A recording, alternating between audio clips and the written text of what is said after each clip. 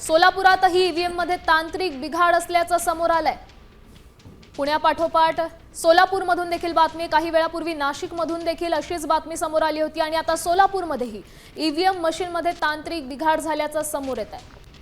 मतदान प्रक्रिया सुरू झाल्यानंतर काही वेळातच अशा घटना घडायला सुरुवात झालेली आहे। सकाळची वेळ आहे, अद्याप मतदान प्रक्रिया निम्मी देखील झालेली नाही आणि त्यातच सोलापुरातून बातमी समोर येते, ईव्हीएम मध्ये तांत्रिक बिघाड झाल्याचं कळतंय।